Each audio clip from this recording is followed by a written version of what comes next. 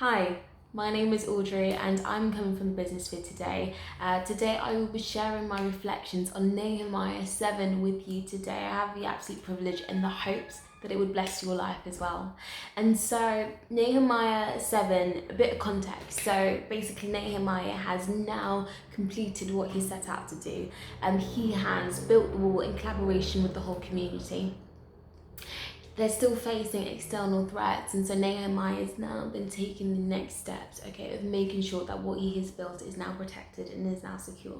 And so we learn three things. The first is that God appoints the faithful. The second is that we must remain protected both spiritually and physically. And last but not least is that God is all about the details.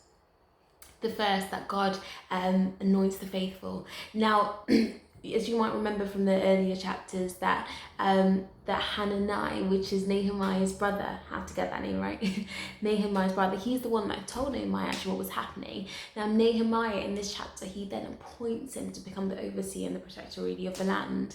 And the reason he does that is really interesting. He says that Hanani was appointed because he was a faithful man and he feared God more than any other.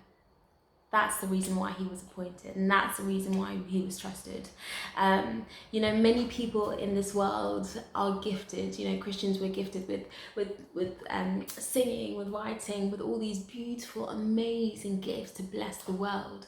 However, we don't walk in faithfulness, we don't walk in fear or reverence of the Lord. God can't use those people.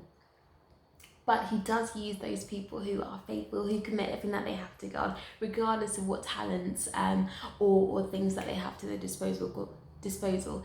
God cares about the hearts of those who follow him, and he appoints the faithful. That's the first point. And the second point is that we must remain guarded both physically and spiritually. Now in Nehemiah 7 we see that, now that the wall is built, Nehemiah is still very conscious that they've got many threats at them coming from all sides, and he must make sure that actually this wall is protected by watchmen throughout the whole day. It says until sunset, to make sure that nothing happens and that the people are protected. And so he sets watchmen he appoints them all across Jerusalem. And really interesting, as I was reading around, something stood out to me, and it said, in the Christian life, often a victory is won and later lost because there is no God. I'll say that again. Often a victory is won and later lost because there is no God.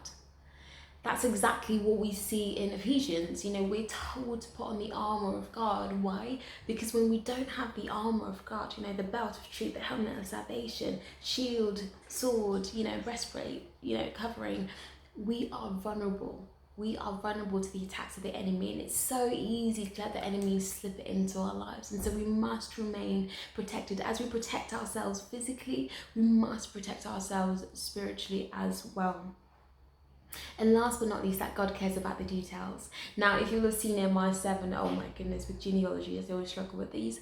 But, it's just like a long list of names, the number of cattle, X, Y, Z, everything that was in the land.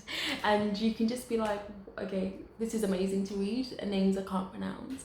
But actually, why I feel like God has put that in there is that God cares about every single person that was in that land.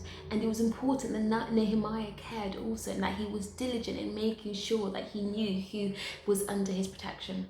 We may not have thousands and thousands of people, within our realm of leadership, but we do have things that we've been given. We do have things that we've committed to.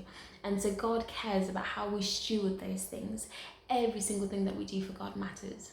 Now, I really hope that that's been a blessing to you. Those have been some of my reflections, and I challenge you to apply those principles. I've been challenged, and I hope you have been too.